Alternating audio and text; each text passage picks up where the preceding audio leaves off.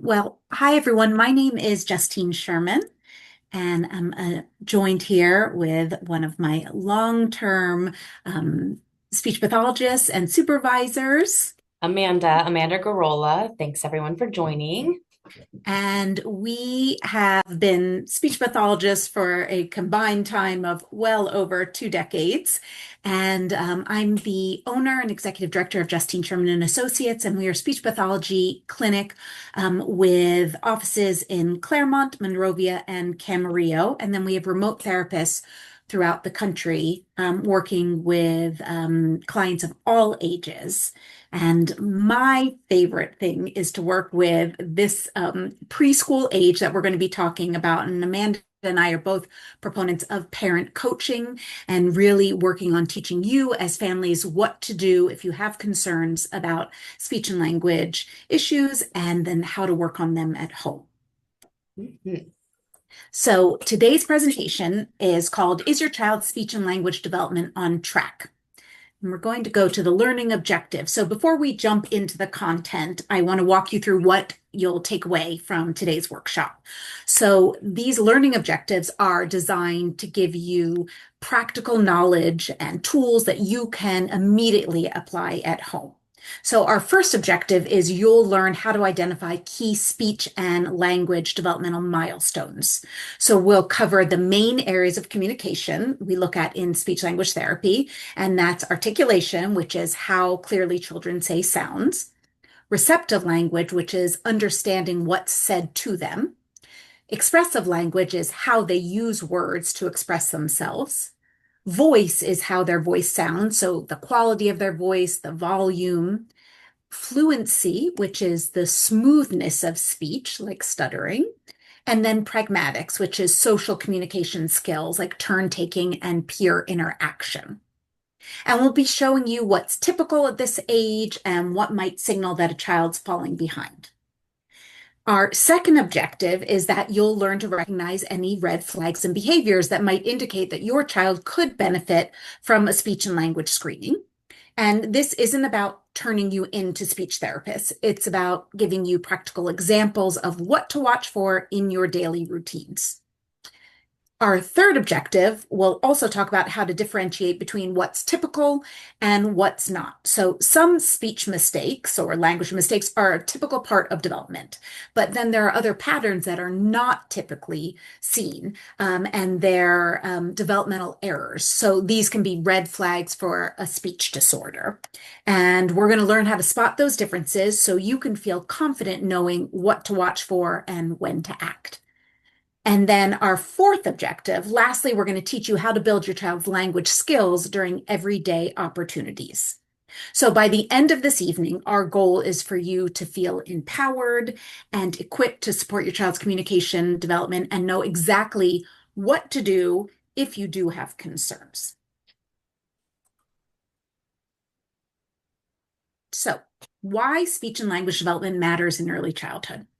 Before your child can learn to read and write or even build meaningful friendships, they need solid speech and language skills. So these early communication skills and abilities form the foundation for how they understand the world, how they express themselves, how they connect with others. And when children struggle with speech or language, it often impacts their participation in everyday activities, like their communication with you, with their peers, at school, and their ability to learn. So those are all the reasons why we're really focusing on speech and language development at this age.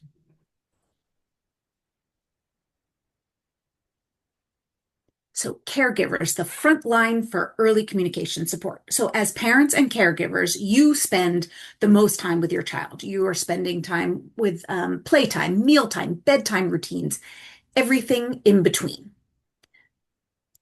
And you see how your child follows directions at home, how they express their wants, their needs, how they interact with family members and friends, much more than a speech pathologist has the ability to do so. So if you notice your child struggling to communicate, your observations are the first step in getting them the support that they may need.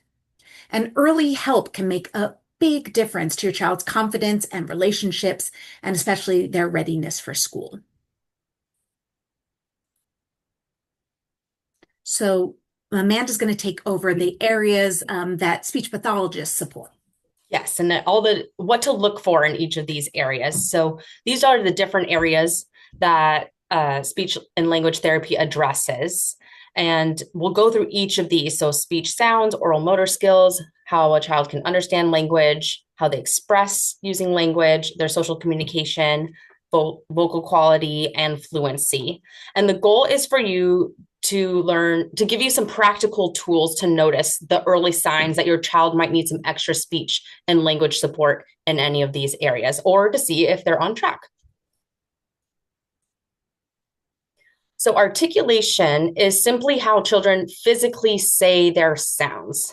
Just like learning to walk or hold a pencil, children learn to develop their tongue movement, lips, and mouth to form sounds over time. And it's normal for young children to have sound errors, like saying wabbit for rabbit, but we want to make sure that these errors improve as they grow. So it's okay to have some of those errors. They're still learning how to develop their motor skills. These are some cues or clues that can help you decipher if your child might benefit from a speech and language screening or evaluation. And we'll go over these one by one. The first one is the wow, oh no, really test, and then developmental family history, overall communication, behavior, and specific speech patterns and errors. Actually, before I jump into that, I do want to just show what the norms are in developing speech sounds, because this can help as a guide to know which sounds should I expect my child to produce at this age and which sounds are okay and we can wait on those until they develop later. So you can see, like in English, those early developing sounds by age 3 are M, N, H, P, B, D, W, T, and F. If they're not saying an R sound and they're 3, that's okay. We're not expecting that yet. So yes, these are the speech sounds to take a look at. If you want to screenshot this page, it could be helpful. I have them for English and Spanish. There's different sounds that are in Spanish than in English, and they may develop some sounds differently from an English speaker, even in bilingualism. So those are the differences there. And then I also have on the next page, if there's a Mandarin bilingual child, the development ages for different consonants and the tones, because that is a tonal language. And in Cantonese as well, a lot of different consonants in Cantonese and tones in this language that will be developed on certain ages. I can send specifics on that if you guys are interested. So a test you can ask yourself is the wow, oh no, really test. So parents and caregivers are actually really skilled at decoding their child's speech. They're very familiar with what their child sounds like. But catch yourself if you're really frequently asking or responding with wow or oh no, really? And you haven't actually processed what they've said yet. You're just responding for the sake of responding to give yourself more time to think about what your child might have said. That's a sign that there is decreased intelligibility, meaning their speech is not clear enough to be understood the first time you heard it. So if you are constantly responding to your child and then trying to figure out what they said, that is a sign to have a speech and language screening or evaluation. So this is an example. I'll just share one of these. If your child came up to you and said, and you're thinking, oh, wow, because they're like excited to share. Wow, wow, that's great. Reading their facial expression, but you're thinking, I don't know what they said. That's an example of the wow part. Or if they're upset about something, I want my go. Oh no, oh, that's okay. Do you need a hug? I don't know what they said, but they look sad. I'm just really going to respond sad. So though, yeah, you're responding for the sake of responding. Intelligibility. When we talk about intelligibility, we're referring to how well a child's speech can be understood by others. Parents are usually the first to understand their child because they're familiar with their voice, their gestures, and context, like the things they like and things that are within their daily life. But even for parents, there are typical expectations for how much their child's speech should be understood at certain ages. So by 18 months of age, speech is about 25% intelligible, or you can understand like a quarter of what they're saying. That's okay. By 24 months, we're expecting about 50% to 75% intelligible. By 3 years, we're expecting 75 to 100% intelligible. So by 4 years or 3.5 plus, we should be able to understand the child's speech close to 100% of the time as soon as they speak to you without many context clues. So if you're frequently thinking, I don't know what they're saying, that's a red flag for articulation, and to ask your pediatrician about being referred for speech evaluation. And remember, it's not about perfect speech, but if you have to guess what they're trying to say in daily conversations, consider a screening. Now, that was the expectations for familiar listeners. For expectations of strangers or less familiar listeners, the rule of thumb is the age divided by 4. So if your child is 1 year old, 1/4, they should be about 25% intelligible or be able to be understood 25% of the time from a less familiar person.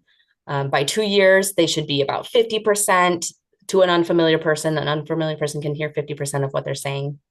3 years, an unfamiliar person can understand 75%. And by 4 years, they should be able to understand 100% of what they're saying. And those unfamiliar people may be like distant family members or colleagues or friends that don't see your child very often, teachers, new adults, even new peers, or just their peers in general. Those can be less familiar.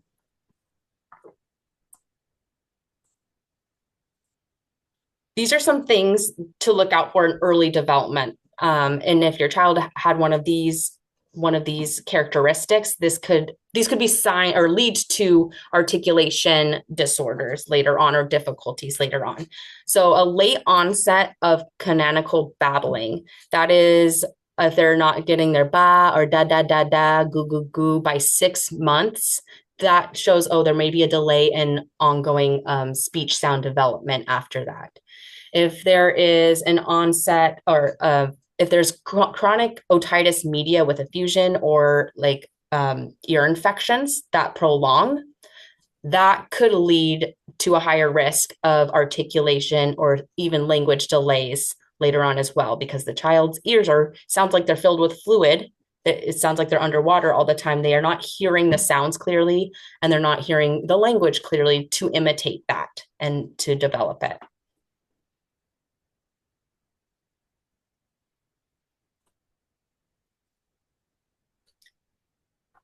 And this slide is about knowing the family history. So communication disorders often have a genetic component. If a parent, sibling, or close family member had significant speech or language difficulties, your child is at a higher risk for similar challenges. So family history can give us a valuable context when deciding whether your child's communication development is flowing in a typical manner or if intervention might be needed sooner than later, just to prevent any further delay if there is a higher risk of a speech and language disorder in the family.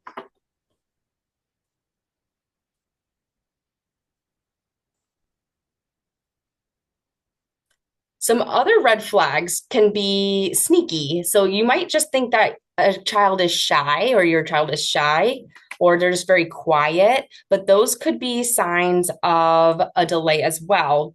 Doesn't mean they are if they are shy, but just look into that, compare all the other factors going on. If there are other red flags, like in family history, or if they did have ear infections, putting those two signs together may lead to let's get a speech evaluation, because there's multiple factors coming in. So while some children are naturally quiet or reserved, it can become a red flag if they're excessively shy in situations where children are eager to engage.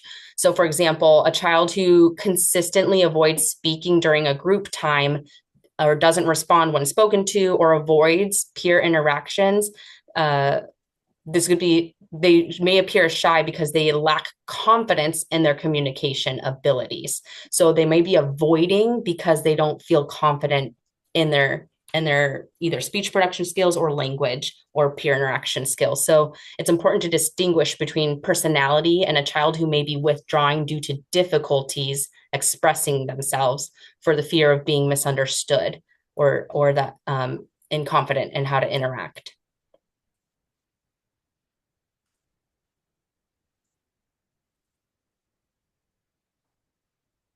So these are some significant red flags related to speech sound production that parents and caregivers should be aware of, both of which may indicate a child needs immediate attention from speech and language therapy. And these are atypical developments of speech sounds. So there are typical errors and then there are atypical errors. If a child has a very small phonetic inventory, so they don't have many consonant sounds in their when they're speaking in general, that's a red flag that we should ask our doctor about speech or our teachers. If there are vowel errors, inconsistency, and groping, that could be a sign of a speech motor disorder called a childhood apraxia of speech. And those two are they need some intervention. It's not something that a child can just grow out of. So they'll need a boost to support them with that. So please ask your teachers or doctors for a referral if you're seeing signs of that.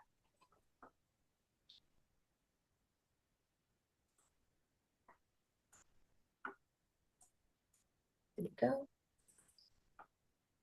This slide highlights why early identification of speech sound disorders is so important, especially before children start learning to read. So first, when a child has a severe speech sound disorder, it means they're only producing less than 50% of consonant sounds correctly in their everyday speech.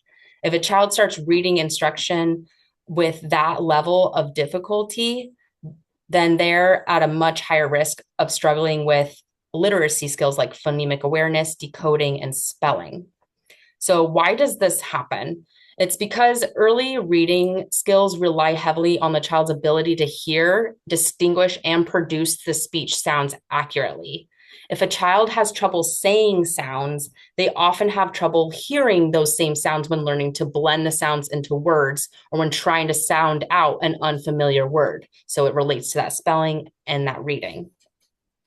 Secondly, if a child's speech difficulties persist beyond 6 years and 9 months, they become more vulnerable to reading-related challenges. By this age, most children should have mastered the majority of their speech sounds, and persistent errors can interfere with more advanced literacy skills like reading fluency, comprehension, and written expression. And what I like to remember here is that those early years of development before age 7, children are learning to read. After that age, 6, 9, or about 7 years old, children are reading to learn. So if they cannot read by that age, they're going to have difficulty keeping up with curriculum and learning from then on. So that's why we really want to catch them early so they can have these strong speech skills and then stronger reading skills so they can be ready to go and prepared to learn from ages 8 or 7 and up.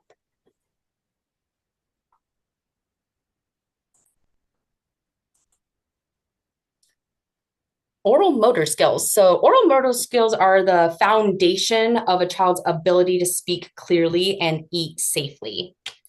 In preschool, issues with oral motor development can show up in ways you'll notice during like snack time or speech and even sleeping. And weak muscles or poor coordination of the face, lips, or tongue can impact speech clarity, but they also affect things like chewing, swallowing, and breathing patterns. So this is like how the structure of the mouth affects speech, breathing, and swallowing. If you're seeing a child with, we'll get into more of the red flags later, actually right here. Ta-da. If you're seeing a child or your child with open mouth posture, frequently breathing through their mouth, that is that could be an oral motor concern, improper breathing, and then improper development of the facial muscles and even the structure that can lead to improper development of the facial structures themselves, like how the jaw develops, how the palate develops, the crowding of the teeth, and how the teeth are coming in. So that is something to look out for there, that mouth posture. If there's persistent drooling beyond the toddler years, that could be poor lip and oral muscle control, or low tone in the face, low tone in the lips. So that's kind of like a droopy cheeks, big lips, like they're in a sad expression, or very flat lips when their lips are closed. Messy eating, difficulty keeping food in the mouth. That's what I mean by messy eating. Hands might be messy, but if they're having a hard time keeping food in their mouth, or there's food all over their face and they don't feel it, or they're drooling, that can be a sign of oral motor concern. Slushy speech, if sounds are muffled or wet sounding, that could be due to often like poor tongue and lip coordination. So that's when their speech sounds very slurred. That could be overall coordination, and they can build that with speech therapy. If they have a tongue thrust, so the tongue is visibly pushing forward during speech and swallowing, those are those kids who talk like this, or they're swallowing with their tongue coming through their teeth. It's mostly, you can see it a lot with the frontalist kids. That's going to need some support, and kids usually don't just grow out of that without addressing it. Yes, long-term mouth breathing, tongue thrust can change how that jaw and teeth develop, potentially leading to orthodontic issues, heavy-duty braces, expansion, all of that later on if those aren't developing properly. So if these patterns are caught early, therapy can help strengthen the muscles and retrain breathing patterns to support speech development, and then the facial development of the child. So your observations are essential for identifying that first, because you guys see them eating, you see them speaking. You can catch up on these patterns and notice them. Okay, Justine's going to go into the language side now. Okay, so Amanda did a great job going over all of the speech information, and now we're going to move on to language. So many factors can influence how a child develops language, not just what they're exposed to at home or at school. So one of the biggest is hearing. Children who have frequent ear infections, like Amanda mentioned, with that fluid buildup in their ears, might not be able to hear the speech sounds clearly, which makes it harder for them to learn and produce language accurately.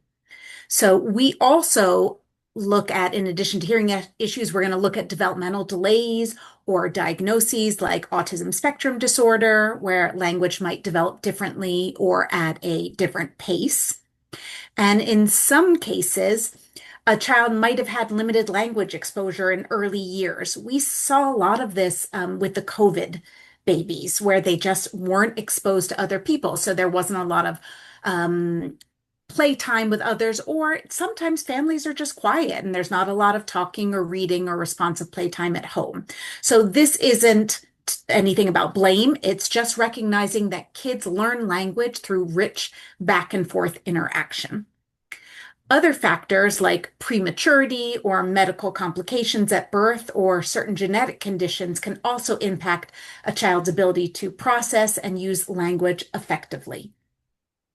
And then we also need to consider environmental factors. So, for example, children who spend a lot of time on screens without interactive conversation miss key opportunities to develop language. And lastly, a family history of speech and language difficulties, just like Amanda was saying for speech, same for language, that can also increase the likelihood of a child facing similar challenges. So we're going to dive a bit deeper into the parts of language now. All right. So what is receptive language? Receptive language is the listening part of language and the understanding part of communication. And children with receptive language challenges may look like they're just not paying attention, when really they're not fully understanding what's being said. So receptive language is about following directions, understanding stories, and knowing what others are saying. So let's take a look at receptive language norms. So as a parent or a caregiver, I want you to watch out for how your child follows directions. Do they need constant repetition, or can they follow through with one or two prompts? Are they understanding spatial concepts like in and on and under? So if you said, without giving any visual cues, can you put the toys on the shelf? Can they follow that direction, like a one-step direction? By 3 years old, we're expecting a two-step direction, and 4 years old, a three-step direction, and it goes on. Can they answer simple who, what, and where questions? And that's by 4 years old, that who, what, and where. And we get to the harder questions, that why and the how, which are a little more interpretive, by 5 years old. So I want you to notice if they seem to rely on watching their siblings or peers for cues, or if you have to point for them to follow the directions. So by pre-K, listen for whether they understand that basic why or how questions, like, why do we wash our hands? Can they give you the answer? Because they're dirty. If age-appropriate directions consistently need to be simplified or broken down for them, that's a red flag. Now we're going to go on to expressive language. So expressive language is how a child uses words, sentences, and grammar to express thoughts and ideas. So it's about the vocabulary and the sentence structure they need to use to communicate clearly. Let's go on to the norms, what's typical. So expressive language is most visible when your child's telling you about something that happened, or asking questions, or participating in conversations with you or with peers. So what you want to listen for is how much language they're using and how they're putting their sentences together. So some kids will naturally just chatter on, give lots of details, while others may be more reserved. But even quieter children should be able to put together age-appropriate sentences when they do talk. So I want you to pay attention to how they describe events. Can they tell you what they did during snack time or playtime at school in a way that makes sense? I want you to listen to how they build their sentences. So are they starting to use the words because or and or proper verb endings, or are their sentences still very basic? Are they using questions to learn? So by pre-K, you should hear lots of why questions and how questions during their natural kind of curiosity moments. And do they get stuck or seem frustrated? So if your child knows what they want to say, but struggles to find the words to organize their thoughts, that's something to watch out for. And are they able to keep the conversation going beyond one-word responses? So this is less about perfect grammar and more about whether their sentence length and the variety of their vocabulary and the clarity of their speech are keeping pace with their peers. So here are those expressive language norms you can look through.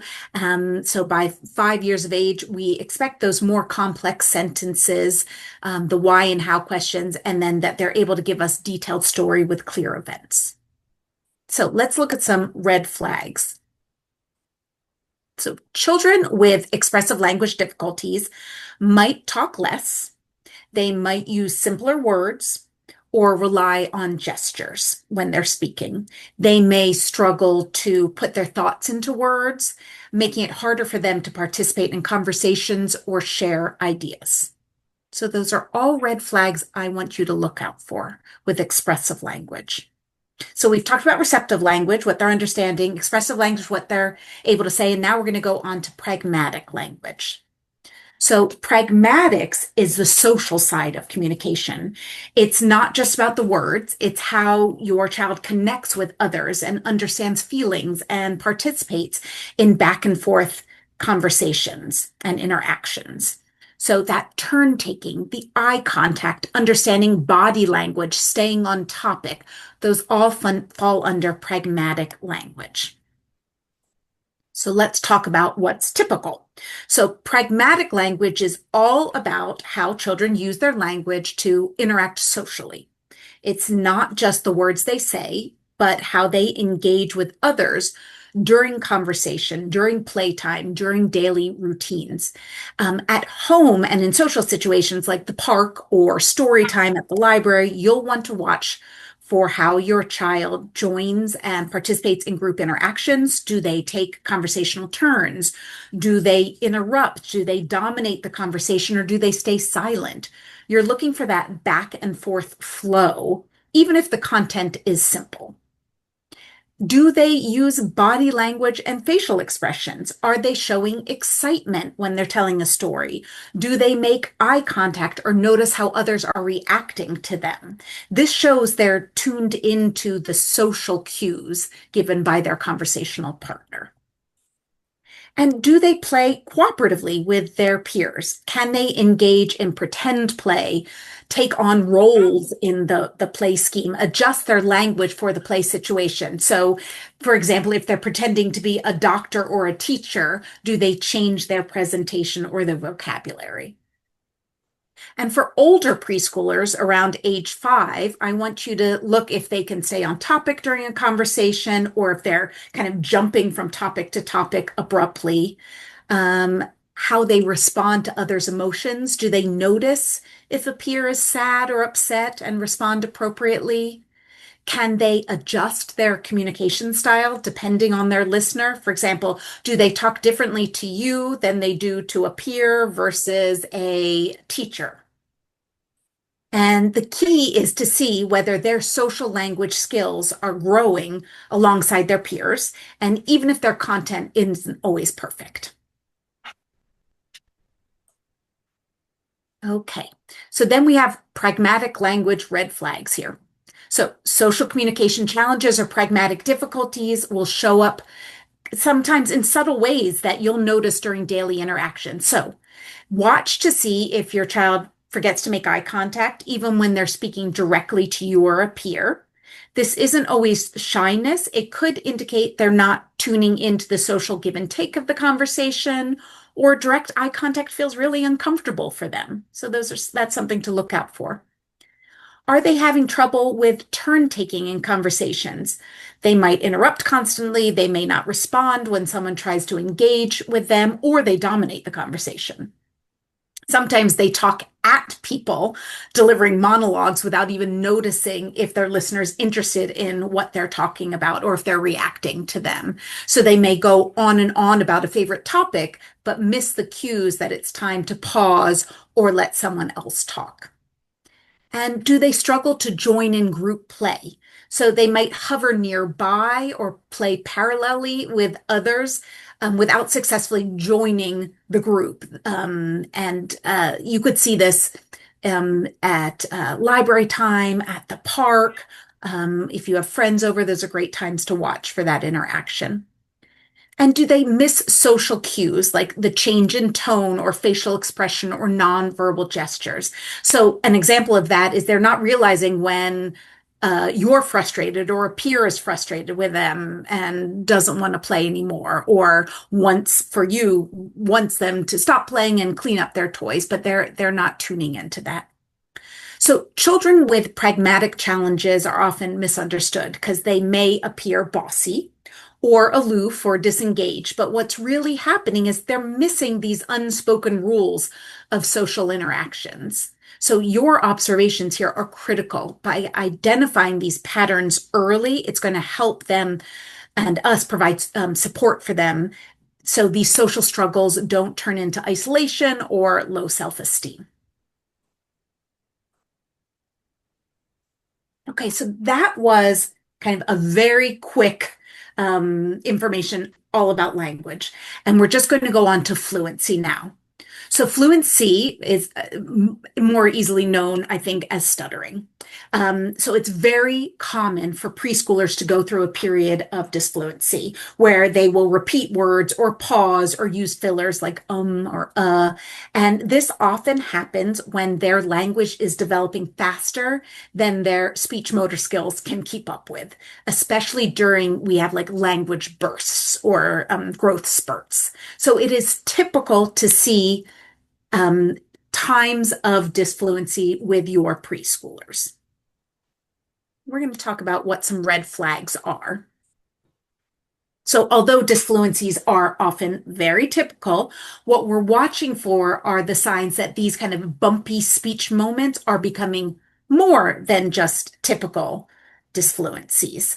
Um, as parents and caregivers, I want you to pay attention to the frequency and intensity. So, is your child repeating sounds or syllables multiple times, like ball, or are these disfluencies happening? And are these disfluencies happening kind of throughout the day? So that frequency and the intensity. Are you noticing any physical tension? So it could be muscle tension, eye blinking, facial tension in their muscles, holding their breath, or like they're trying to push the words out. Blocks are often not typical in kind of our developmental fluency. So, are there moments where your child opens their mouth and nothing comes out? I went to school today. So we're looking for those blocks where they are opening and no words are coming out. And then are they having emotional reaction? So is your child starting to get frustrated or embarrassed or avoidant when speaking? So do they try to change the words to avoid stuttering or stop talking mid-sentence? The all of those are not typical fluency errors that we would see for typical developing children. So the impact on participation can occur. So if they're having these atypical disfluencies, they could be holding them back during group discussions, or they may be avoiding answering questions at school or only speaking when directly prompted. So a child's reaction to their own disfluency is often a bigger indicator or concern than the disfluency itself. So if they are showing signs of self-consciousness or frustration, or if the disfluency is persistent and it's increasing in severity, that's when a screening becomes important. Now Amanda's going to jump into voice. Just a quick blurb on voice. So, most children's voices develop without issue, but sometimes children develop a hoarse, raspy, or overly nasal or denasal vocal sound due to vocal misuse or medical issues. So, misuse is can look like frequent yelling or doing like funny character voices that can be damaging to the vocal folds, or if the child just has improper vocal technique and they're creating a lot of strain at their vocal fold and their voice box, that could be creating some inflammation of the vocal fold structure themselves, and then can lead to later bigger issues later on. So take a look if your child has like a hoarse or raspy voice, if they ever complain about their throat hurting, or if that's a frequent complaint that you hear from them. If they sound really nasally, like those are the kids that sound like the sound coming out of their nose, or if it's really denasal, so it sounds like they're sick all the time and have a cold, like they have a stuffy nose, and they're not congested. Those are signs of a vocal disorder, and it might be helpful to get checked out. Here we go. That's where we went into voice red flags.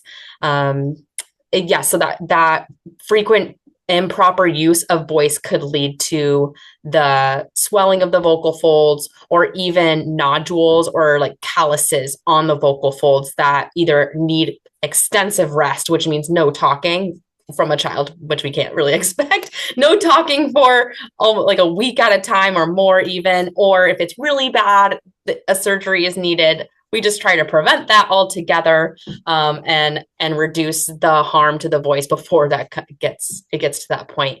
Also, if their voice is too loud or too soft, or if it's really strained and it sounds like and it sounds really like kind of like a hoarse strained sound to their voice, those are signs that they should be checked for. Their voice should be checked. Often the kids that are really loud, they don't know how to balance their vocal control and their volume. So we can teach that. I'd also ask them to get their hearing checked, because maybe they're not hearing themselves. But yes, if you see any concerns in that area, ask for a screen so that they can make sure that we're preventing any harm to the structures. That Okay. was all of them, Yes, all so of the we areas. have just gone over everything we learned in graduate school about speech and language and voice and fluency and pragmatics. So those are all for you, and you will have access to this presentation, and you'll see what the typical developing norms are, and then those red flags. And now we just want to talk about, now that we've gone over what's typical and what red flags to keep on, um, the next step is that there's so much you as a parent can do at home to support your child's communication. So often you don't need special tools or programs, and the best practice happens during everyday routines like mealtime and bath time and car rides and playtime. So in the next section, we're going to explore simple, practical strategies you can use to boost your child's speech and language skills while going on with your daily life. We understand how busy you are, and so we don't want to add additional time that is specifically for language and speech development. These are things that you can do in everyday activities. So at JSA, we created the Family Focused Language Intervention Program, which we call the FLIP program. And it was designed to teach parents and caregivers the strategies that you need to build communication skills in your child so you can address their speech and language skills every day during everyday activities. And the opportunities to address the speech and language skills are really limitless.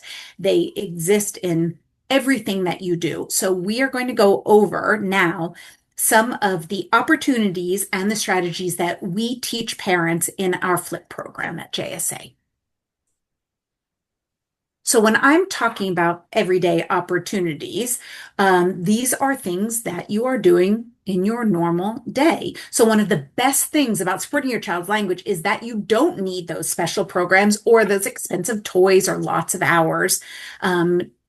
Outside of your normal day. I want you to think about mealtime and grocery shopping and bath time and getting dressed or riding in the car, because all of those are perfect chances to build language. And why are they perfect chances? Because they happen consistently. Your child's already engaged, and you can weave in new words and ideas naturally. So, for example, instead of setting aside teaching time, you can use moments like passing the carrots at dinner, or buckling a seatbelt, or picking out fruit at the store to model vocabulary. And you can ask simple questions and expand on what your child's saying. So in the next few slides, we're going to walk you through some common routines and show you how to turn them into easy opportunities to grow your child's speech and language every day. So I want you to look at this here. We have grocery store and bath time, and we have a few more in the next few slides of everyday opportunities to build language. So you're in the grocery store. Your child's in the cart with you. Instead of letting them sit on the phone, which I see all the time in the grocery store, I want you to engage with them throughout your time in the grocery store, because we can build vocabulary by labeling all the food and the objects that you're putting into the cart. You can have them follow directions. And you could say, Bobby, give me one banana. Or can you find me something that's red? I want you to put it in the bag. We can do categories. We can say, look, we have our apples and our bananas and our pears. Those are all fruit. But over here are cucumbers and our peppers. These are vegetables. And then we have snacks, and you can start categorizing and they can start grouping together. We have action words. Mommy or daddy's pushing you in the cart. Or you can talk about how you're going to cook the food or cut the food. And then we have concepts like colors and size and whether the food will be hot or cold. Is it healthy? Is it sweet? Is it salty? All of these things can happen as you're picking up the food and putting it in the cart. Same for bath time. Vocabulary could be your body parts.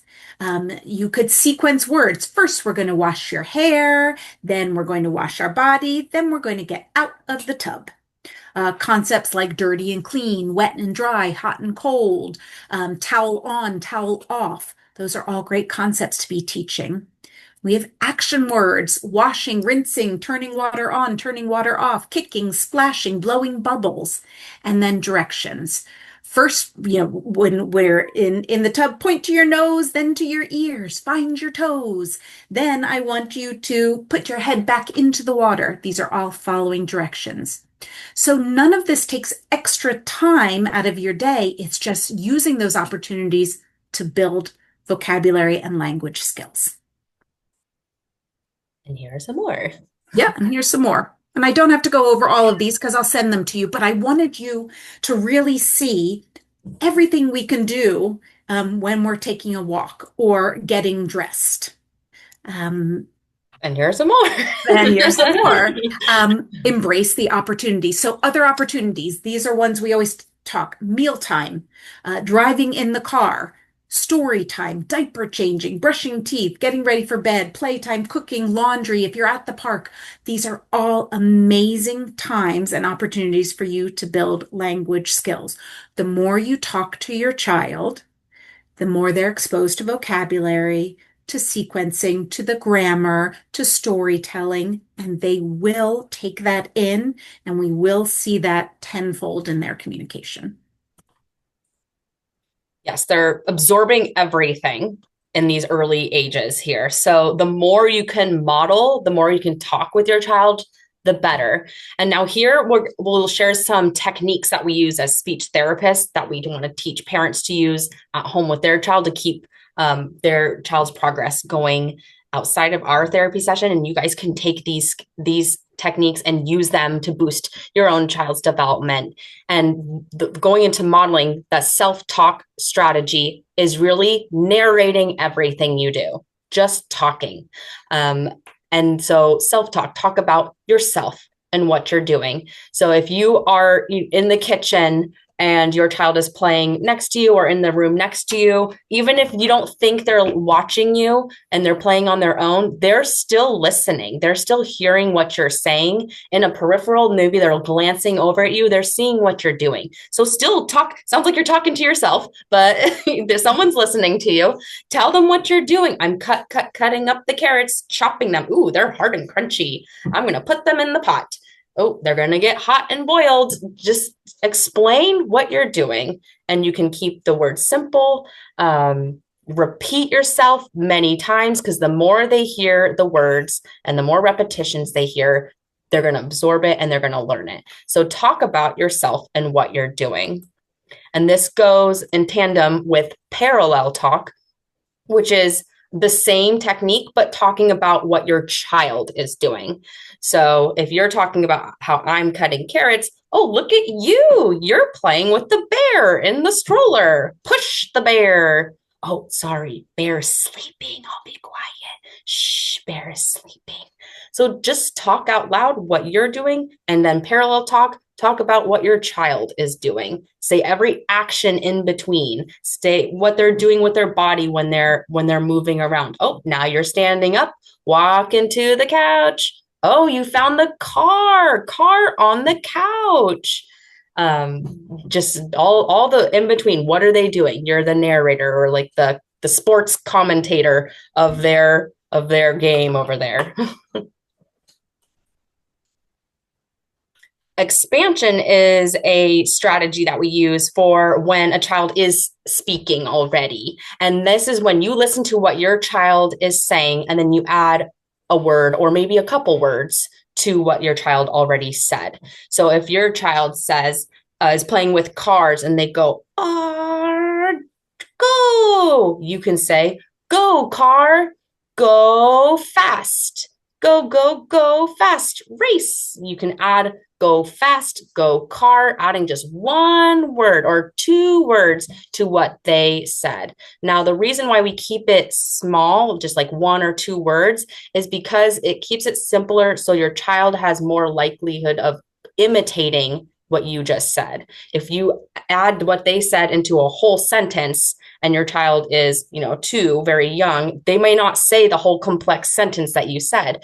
But if you kept it simple with just one or two more words, it's easier for them to imitate that, and they'll be able to process that easier. So expand just by 1 to 2 words to get them, to show them how they could add a few more words into their utterance. So that is called expansion.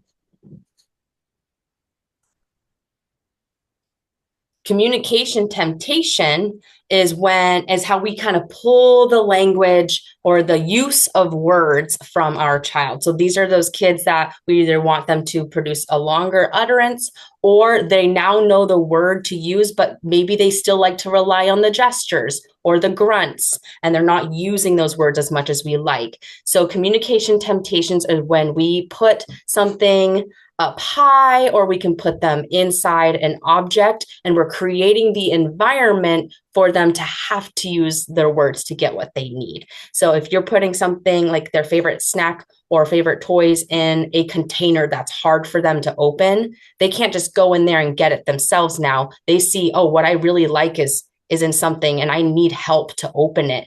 What do I need to do? I think I need to ask for help to open it from mom. And so it's creating the opportunity for them to communicate. And so if you can create communication temptations throughout your house, it's creating opportunities for them to practice communicating more frequently throughout the day.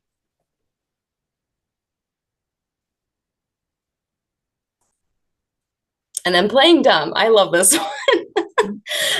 This one is we often know what a child wants, and they hand you something. It's clear that they want you to open it for them. But pretend not to know and play dumb. Oh yeah, wow, look, our cookies are in there. They're so good. You're pretending you didn't know that you wanted your child to tell you to open it. They're just making a comment, and I'm going to pretend that I didn't understand your gesture, even though I know you want me to open. I know it's to open the jar. I'm going to pretend and play dumb, like I didn't understand that gesture, and that the only way for them to clarify what they need is to be more specific, and that's likely to use a word. So if we're waiting, oh yeah, our cookies are in there, they're going to have to say, open it. Ah, okay, open it. Sure. Now they use their word instead of just handing you something. So playing dumb is not anticipating everything that your child needs. Maybe they're pointing to something they want. You know they want it, but don't give it to them right away. Pretend you don't understand, play dumb, and wait for them to clarify with those words. So those are all techniques that we use in our FLIP program that are easy for you to implement at home.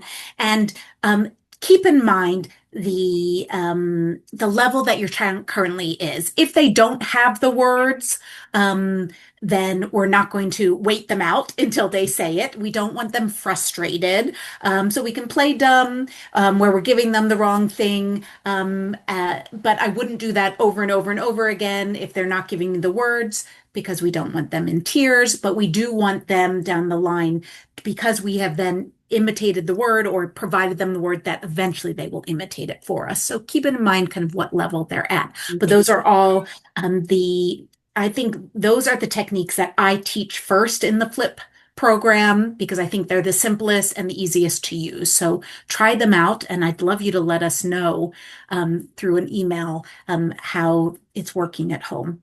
So now we're going to talk about the importance of play. So play is a child's job. Play is much more than fun. It is the way children learn about the world and how they practice communication. So language skills, through play, children use and hear new words, they expand their vocabulary, and they practice putting words into longer sentences. Play also helps with social skills. It teaches turn taking and sharing and negotiating and problem solving. And it builds imagination and storytelling. So pretend play helps children practice narrative skills, so telling stories. And that's key for later for reading and writing. That's a building block for it. Play also builds confidence and relationships. It helps kids connect with their peers and build friendships and feel proud of their communication. So when parents join in on the play, they naturally create more opportunities for conversation. So you don't need to lead the play and create what the scenario is. Just follow your child's interests and their leads and comment on what they're doing and what they're enjoying and enjoy the interaction with them. They love when you follow what they're doing. So just have fun, and play is how we build language. Mhm. So helping your child grow through play. Like we said, it is one of the most powerful ways for children to learn, to talk and think and connect with others. So the first thing I want you to think about is what type of toys we're playing with. So open-ended toys. Look for toys that let your child do the doing. Blocks and dolls and trains and pretend food and art supplies. These invite creativity and conversation. So battery operated toys often do the talking and do the doing for the child. So limit those and keep them as the exception, not the rule. So my favorite toys, I think that we have at the clinic, and Amanda, you can jump in there too, are our pretend kitchen with Mhm. all of the food. And then we have an ice cream, like a ice cream store where they can build ice cream cones and we can have a whole store. And then blocks. I mean, just plain old blocks that we can build up and knock down and create from there. Amanda, what are your favorites? I really like magnet tiles, similar Yeah, to I love blocks. magnet tiles. Yep. Because they're cool, they're magnets, and we can build houses, we can build tunnels for cars. Then we end up putting things in the houses, whether it's cars or animals or little dolls. That's something that allows a lot of imagination. And then, like cutting foods or eggs or Easter eggs or little Yep. boxes to put items in. It just makes it everything feel like a present and special, even daily random things in a drawer kids get excited about when it's in a box. That's something that I like to use a lot. Absolutely. And remember, there are no boys' toys and girls' toys. I think every child should be playing in the kitchen. Every child should be playing with a baby doll, with cars, with blocks. It does not matter, boy or girl. We all wear Um, clothes and we all eat food. So yeah.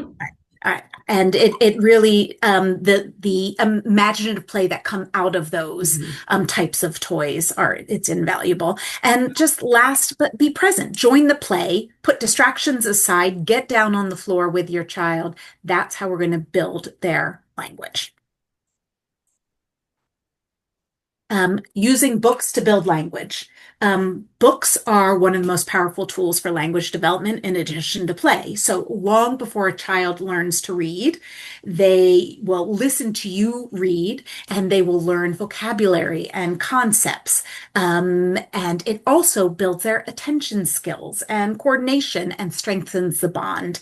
When my daughter, who is turning 15 on Sunday, which I'm blown away because she was just in my head like the age of your children. We would go to the library every 3 weeks and we would get 100 books out. I was allowed to take 100 at a time and we would go through all of those. Her vocabulary and English skills to this day are so strong because of all of that reading and the comprehension and the ability to answer questions. So vocabulary growth start when they're little, just naming the pictures. You don't even need to actually read the book to them. You could describe what's happening and the actions and the locations and encourage your child to point or to name things too.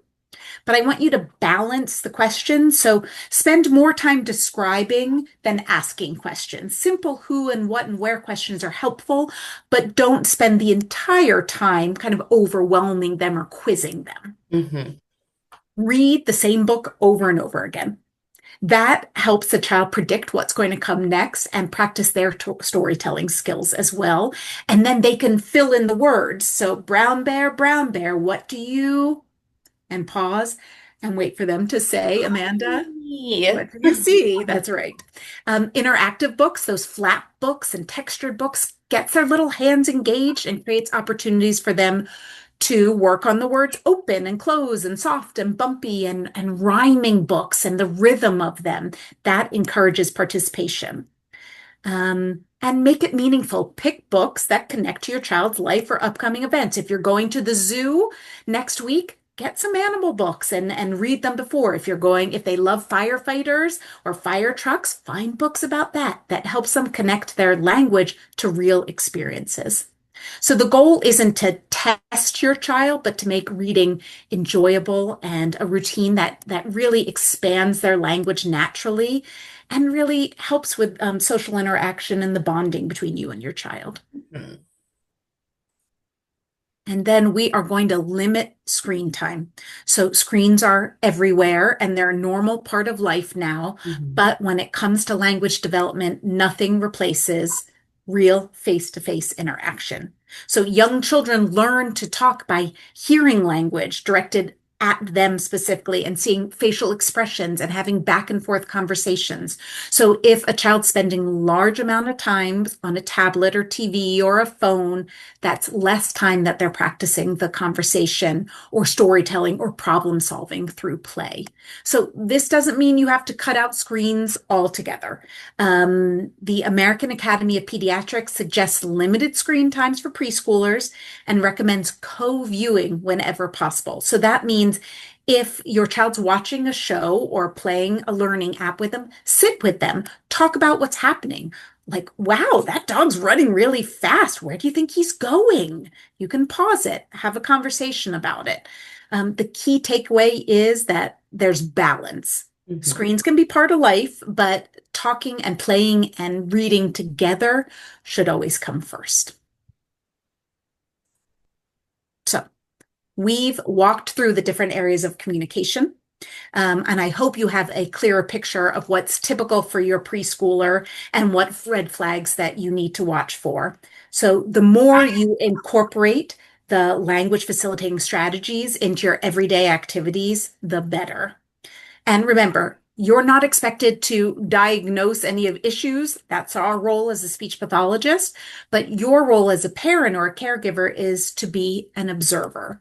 You're the person that spends the most time with your child, and you see how they communicate with peers and how they respond to directions and how they express themselves across kind of different activities. So the most important thing is to trust your instincts. So if you're finding yourself thinking, this something's off, or you're having to consistently provide extra support for your child's communication, maybe it's worth requesting a screening from your school or from your pediatrician.